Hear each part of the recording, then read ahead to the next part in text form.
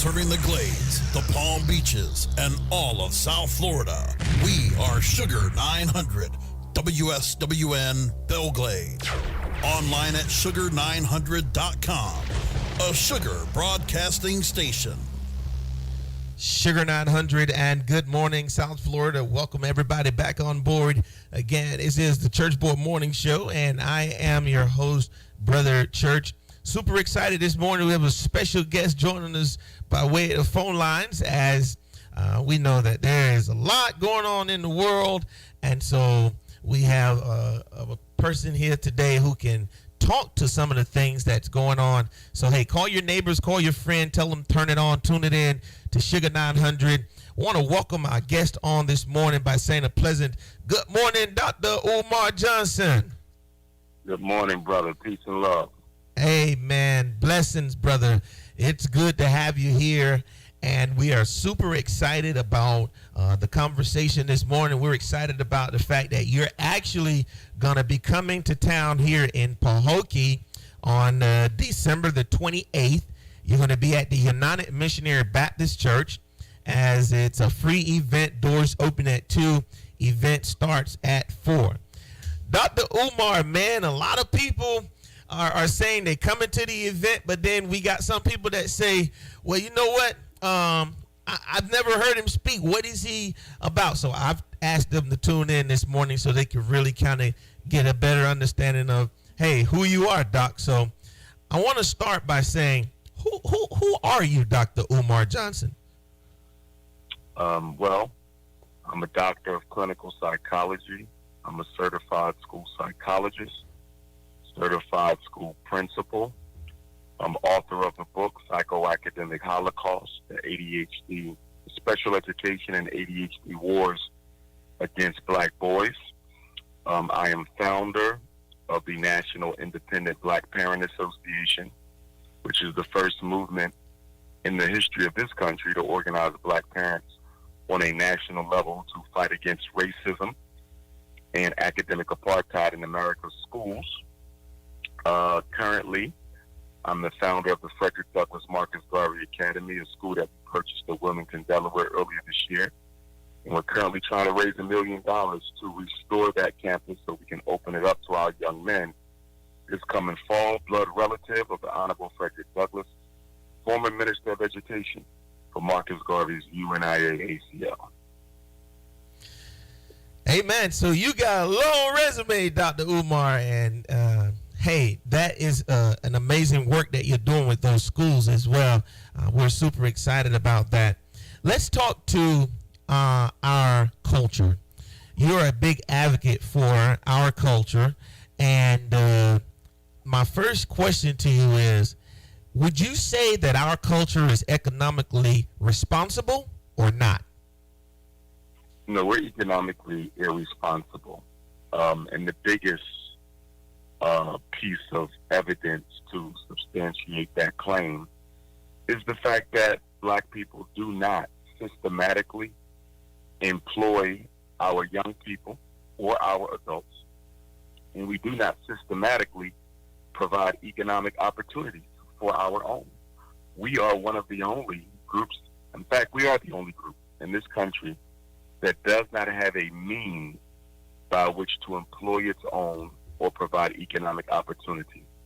And what makes it worse is the fact that we have enough disposable income to do that. We are a $2 trillion people. Now, individually, we may not all have a lot, but collectively, we have a whole lot. Right now, what are black people doing? Wasting billions of dollars right now on useless Christmas gifts that don't have anything to do with Jesus. They don't have anything to do with the Bible. And once we buy all these Christmas gifts, going into debt, 2 weeks after Christmas, half the stuff, won't nobody even be using it. And then we would turn right around and say we need the United States government to fix our schools. We need the United States government to protect our neighborhoods. We need the United States government to help us with hospitals and help us with distribution networks and factories and banks. Why do we need the government's help when we have enough disposable income? $2 trillion? We're the richest group of Africans in the world. We are the richest group of Africans in the world, and we have no infrastructure. And I would argue it is not because we have a lack of capital. It is because we have a lack of priority. So, Dr. Umar, you say we have the capital, but explain to us, where is it? Because a lot of people don't think we have it. Oh, well, it's in $2 billion a year on Air Jordans. People who can spend $2 billion a year on Air Jordans, they are not poor. Okay? 20 to $60 billion on beauty products, weave, sperm, lotion, shampoo.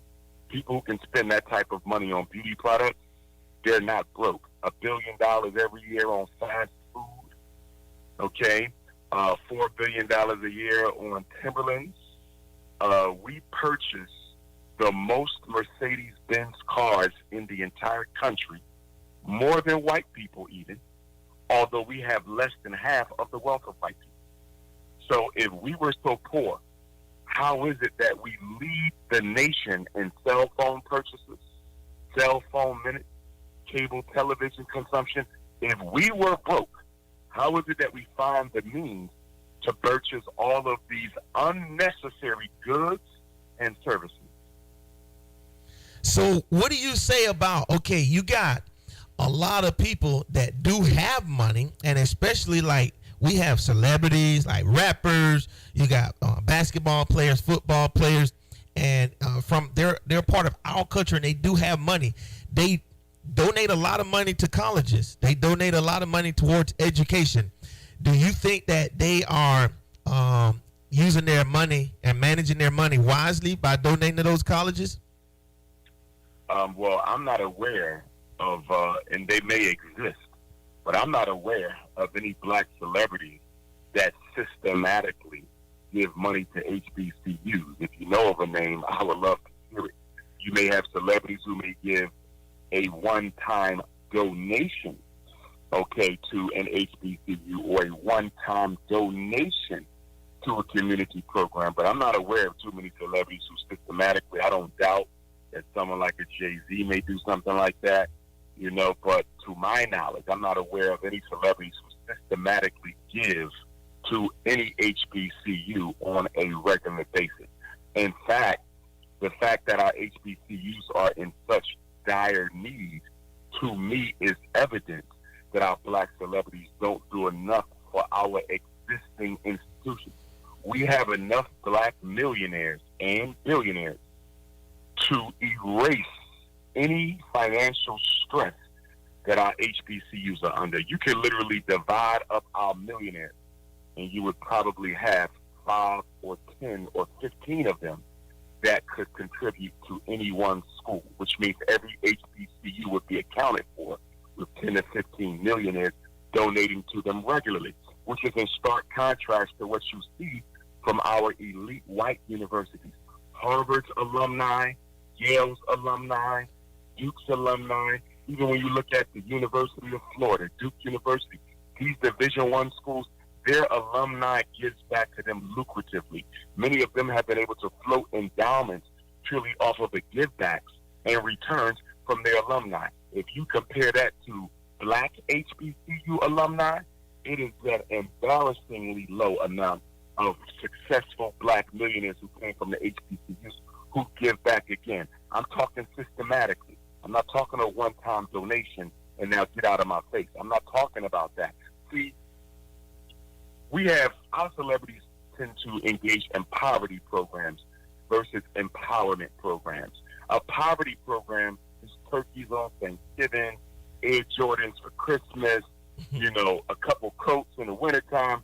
That's poverty program. Because although those things are necessary, they don't systematically empower anyone. They keep you in the ghetto. They help you look good in the ghetto. They may help you survive the ghetto, but you stay in the ghetto. Or should I say, you never transform the ghetto, because we don't need to leave the ghetto. We need to transform the ghetto, as opposed to an empowerment program, which will actually transform the community. But I do have to say that in defense of black millionaires, it is not their job to save black people. We have never been saved by our celebrities anyway. We have never been saved by our celebrities. We have celebrities who have contributed. Dick Gregory, rest in peace, a good friend of mine. Harry Belafonte. You've had celebrities, some of the stuff that Jay-Z has been doing recently. Celebrities that have stepped up to do certain things, but systematically as a group, they have never been the saviors of black people, not on the political level, and they never will be. Why? Because the medium of show business is the media. If you're a rapper, you're an entertainer, you're an actor, you're a model, you make music, whatever you do, your medium for your craft is show business. Show business is dependent on the media, radio, TV, cable. Who owns the media? White folks, okay? Tom, TNT, Warner, Walt Disney, Comcast, Charter. Okay, you have about 6 companies that dominate 95% of the media in the world, and they're all white. So if I am in show business, if I am a black entertainer and I'm in show business, and show business is dependent on the media, and the media is owned by white folks, helping black people can be the quickest road to me falling out of favor with whites. And if I fall out of favor with whites, I don't get on TV and the radio. And if I don't get on TV and the radio, my career is dead.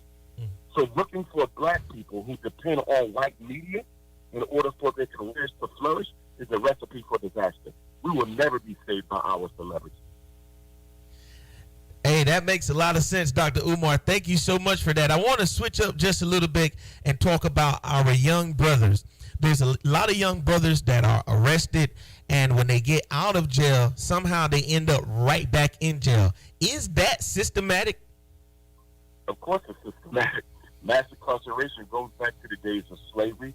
In fact, yesterday, December the 18th, was the 154th anniversary of the reading of the proclamation that brought forth the 13th Amendment. The 13th Amendment was ratified on December 6th, but the Secretary of State made the formal announcement to the nation on December the 18th. So as of yesterday, we have been out of slavery physically 154 years. Okay, today is the beginning of our 155th year, where we came out of slavery. Most states in this country did not have a formal statewide correction system. Okay, you had local jails, local prisons, but incarceration was not a statewide systems type of a function. Today it is. And right after slavery is when the states began to really formalize their penal statewide institutions, and that is because you had 4 million ex-slaves who had skills but could not find work because America wanted to economically starve them out of existence, which is what they're doing today. And so prisons were created to, in fact, reincarcerate black people, which is why the 13th Amendment clearly says that slavery is illegal except as a punishment for a crime. Why did they make an exception in the 13th Amendment? Because they knew as soon as the chains went off to slavery, the handcuffs would go on to prison. So we will continue to go to prison until the black community again begins to systematically use its economic power for things other than entertainment and material consumption. We can save ourselves. The problem is the average black person ain't thinking about the average black person.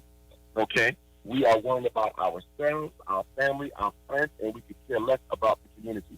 We love church. We love the mosque. We love our fraternity. We love our lodges. We love our professional organizations. We love our country. We love our flag. We love our language. We love this, but we do not love black folks. Black people are not a priority for black people, which is ironic because we get upset for not being a priority of the United States government, but we are not even our own priority ourselves. Wow. And Dr. Umar, why do you think it is that we are not a priority to ourselves? Black people hate themselves. And we've hated ourselves since the end of slavery. We were taught to hate ourselves during slavery. Let's explain something. Psychology operates on the intergenerational principle. In other words, if you get locked up and somebody lets you out of prison, prison is over.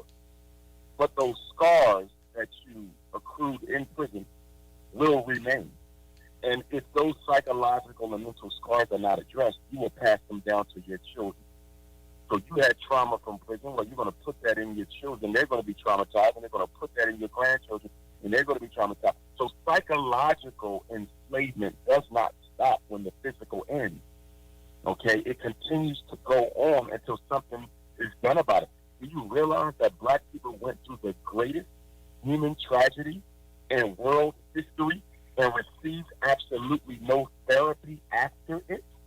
And so here we are now, 154 years after the fact, which is not a lot of time. That's only about 7 generations removed. My 3 times great-grandfather was born into slavery, okay, and then fought in the Civil War to help end it with the United States Colored of Maryland. But my point is, we're not that far removed from it. So that trauma stays with us. That's why we still have skin color issues, nappy hair issues. I want to marry white women issues. I want to date white men issues. We still have light skin supremacy problems. We still don't use our money to liberate ourselves. That's a carryover from slavery, because in slavery, your future was not under your control. So whenever you got paid, you could use it wherever you wanted to use it for. Now, yes, some of us say that we bought ourselves our freedom, but that was only a few of us. So we were indoctrinated and socialized to not be concerned about taking care of ourselves or looking out for our future, because that was the slave master's job to care for us and look out for our future, because we wasn't guaranteed to have one. So here you are, 154 years later, and you still operate under slave psychology. We still don't look out for ourselves, and we still don't guarantee a future for our children. That is a carryover from slavery. It doesn't matter if you take the slave out of the slavery. You have to take the slavery out of the slave. Now, Dr. Umar, a lot of people, especially of the other race, would say, that's 150 years old. Why can't you get over it? What do you say to them? Okay, well, then you should go to every rape victim in America, and you should tell him or her, okay, well, you got raped 30 years ago. Why does that matter? Maybe y'all should have went to Andrea Constand, the white woman who I believe falsely accused Bill Cosby of sexual harassment. Why didn't anybody go to her and say, well, your allegations are weak anyway, but these things happened almost 20 years ago. Why don't you just get over it? Why don't we just tell that to every rape victim? You know why? Because everyone knows that trauma does not end. Trauma must be dealt with. Trauma must be removed. Trauma must be healed. You don't get over a trauma, okay? You heal a trauma. And I'm not really interested in what white folks have to think about slavery, because they put us through it, and they don't want to bear any responsibility for it because they do not care. And if they could vote to put us back, I think most of America would gladly put black people in chains today. Now, I'm glad you're talking about that. Along the lines of that, last night the House impeached Donald Trump. What are your thoughts on that? Well, it's no big deal.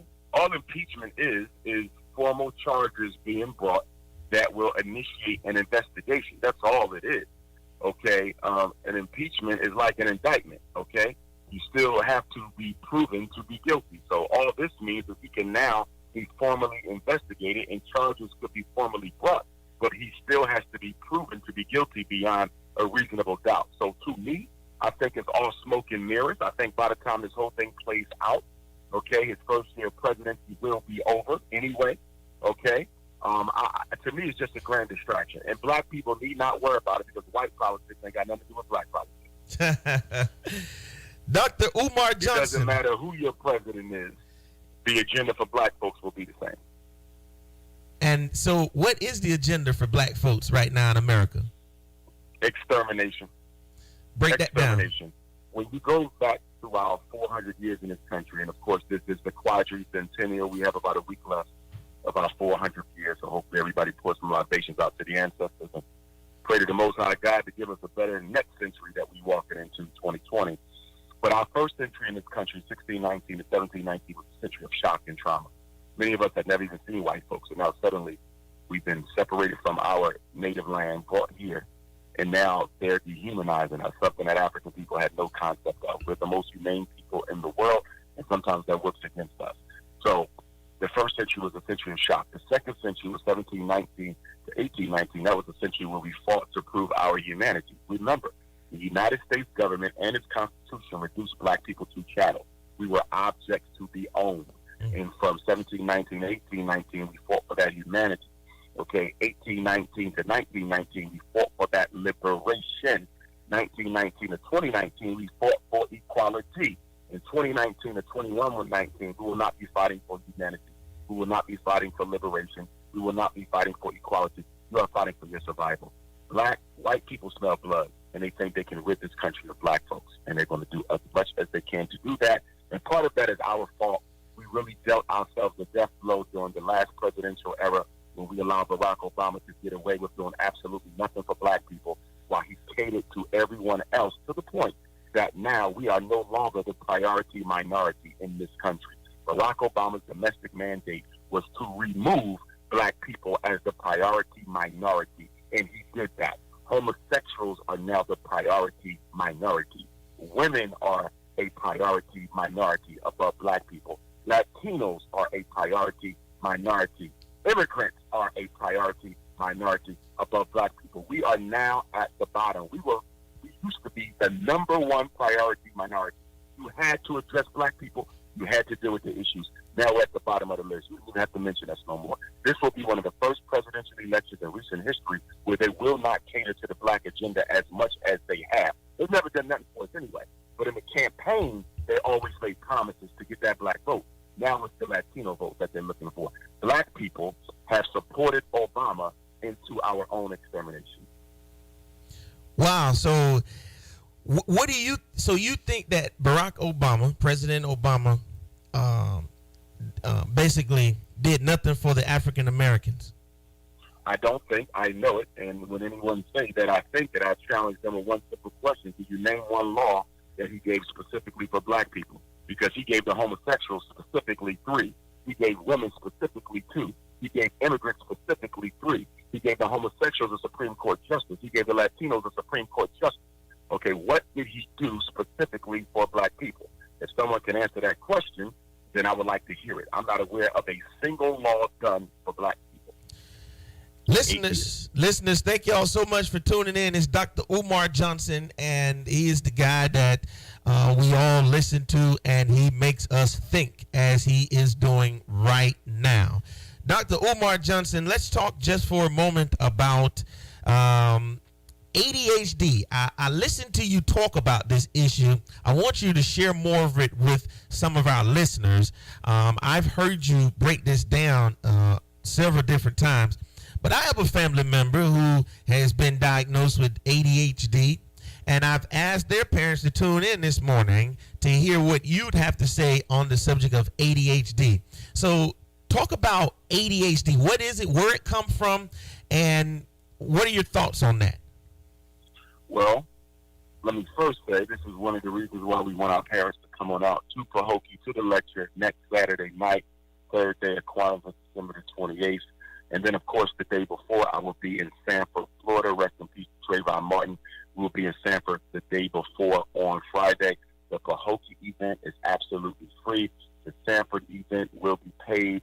They can get their tickets at DrUmarJohnson.com, but it will be free for all children and all elders. And, of course, the first day of Kwanzaa will be in Jackson, Mississippi on Thursday, December the 26th, and we will end the Kwanzaa tour in Detroit at the Charles Wright Museum on Monday, December 30th. ADHD comes to us in 1980, the American Psychiatric Association. They included ADHD in the DSM, okay, for the first time. And that's the same year, 1980, that the CIA dropped off crack cocaine in the black community.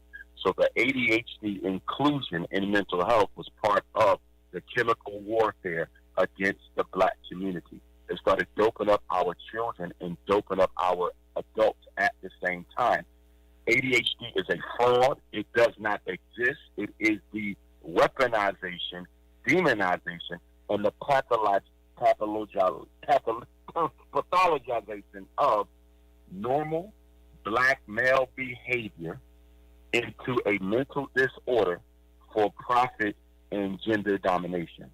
Schools are ran by women. Women are not necessarily taught or socialized to deal with male behavior. When boys go to school, they are expected to act like girls, to be docile. If they cannot do that, if they are aggressive, if they are alpha males, if they are active, they are considered to be disordered. So a black boy has it twice as bad because he's black in a white-dominated institution, and then he's a male in a female-dominated institution, so he is, in essence, being black male. when you look at the criteria for ADHD, it is normal boy behavior. They have made being a boy a problem, which I would argue is part of a larger war against black masculinity. The ADHD of black boys is part of the larger war against black masculinity. The conviction of Bill Cosby is part of that war, black masculinity, where America, and this is nothing new, they're just simply rehashing old theories about black men being sexually uncontrollable, especially around women, and in particularly white women. And so they need to make sure that our boys are docile so that they do not attack white females. But all of this is about racism in medicine, because once you get diagnosed with ADHD, they want to prescribe you with Ritalin, Adderall, Concerta, Vyvanse, and all types of psychiatric meds, which do nothing but destroy the brain, the neurological system, affect organs, affect kidneys, affect your psychological functioning, can cause disease, can affect your organs. The only solution you're going to get from getting your child diagnosed is drugs. And these drugs are pharmacologically equivalent to the illegal street drugs. So, for example, the Drug Enforcement Agency of America classifies Ritalin as a Schedule B drug. So Ritalin is in the same category of medication as is cocaine and opium. Those are not my words. That's coming from the DEA. So my advice to parents in Florida, which I'll talk about in Orlando and Pahokee, and parents around the country, is if you don't believe in crack, if you wouldn't put your son on crack, why would you give him Ritalin? And if you wouldn't give him Ritalin, why would you get him evaluated for ADHD? Don't get your children evaluated for ADHD, because if they get the diagnosis and you decide not to give them the medicine, Child Protective Services will come in and take your children from you. They will confiscate your children under a charge called medical neglect. Stay away from ADHD. What it really stands for is Ain't No Daddy at Home disorder, ADHD. So how do these mothers deal with those children? Because there are some children, especially young boys, that are very extra hyper. How does that parent? That's an opinion. That's your opinion. In other words, you can look at a kid and say he's hyper. I look at him and say that's regular. Remember, ADHD is an opinion. There's no test that diagnoses ADHD. There's no blood test, no X-ray, no CAT scan, no MRI, no urine sample, no blood screening. ADHD is done on an eye test. There's criteria set forth, but it is the diagnosing psychologist who basically determines whether or not they feel that this child meets the level of that. You understand? It is based on opinion, and that's the problem with it. It's opinion. If a child goes to this school, it's ADHD. He goes to this school, it's conduct disorder. He goes to this school, it's a learning disability. And he comes to Dr. Umar, Frederick Douglass Marcus Garvey Academy School, it's nothing but being a young black boy when we have what he needs. Yeah, and I agree with you, Dr. Umar, because we've seen in our school systems where young men will act out, and then because they have been diagnosed, the first thing they'll say is, "Oh, I'm ADHD." So they use that as an excuse to kind of get out of line in different ways. Well, the other thing, too, in very young children, what is called ADHD is often nothing more than attachment disruptions, which is another acronym that I've created for it. So you have four real meanings for ADHD. The first one I've already stated, ain't no daddy at home. A lot of boys are going through attachment problems. The father's not there. He's locked up. Mom and dad is separated. You know, dad left mom, whatever the case may be. You don't get to see his father. He worked long hours out of town. It's a lot of it's attachment. Children need to be attached to their parents. All living organisms need to be attached to their parents. So a lot of what you call ADHD is nothing but the natural side effects of a attachment that is being ruptured. A lot of this is attachment problems. Kids are not spending enough time with their parents. And then the second one, okay, ain't no daddy at home. Okay, then you have artificial diet at home disorder, too much sugar, too much caffeine, too much high fructose corn syrup. And then the third ADHD, okay, is attachment disruption due to home dysfunction. Parents are fighting. Parents are not getting along. Kids are being abused at home. And then the fourth one is ain't no discipline at home disorder. A lot of our single mothers don't do a good job of disciplining their sons. And I'm not castigating them, because it should be the brothers in the community that step up and help these mothers work with their sons. So it's not the black woman's fault that the boys are out of chain. It's the black man's fault that the boys are off the chain. Them to donate to the Frederick Douglass Marcus Garvey Academy. As I said earlier, we're trying to raise $1 million to restore the campus. but I want to focus on the smaller building, which is the Honorable Marcus Garvey building, which will cost approximately $350,000 to restore. And so we're hoping to raise that $350,000 between now and February or March. I think that's very doable. So brothers and sisters, please get on your Cash app and use $FDMG School as the arm on the Cash app. That's $FDMG School. If you don't have the Cash app, the full link is cash.me/$FDMG School. Again, cash.me/$FDMG School. They could also mail a check or money order payable to FDMG Academy, P.O. Box 9634, Wilmington, Delaware 19809.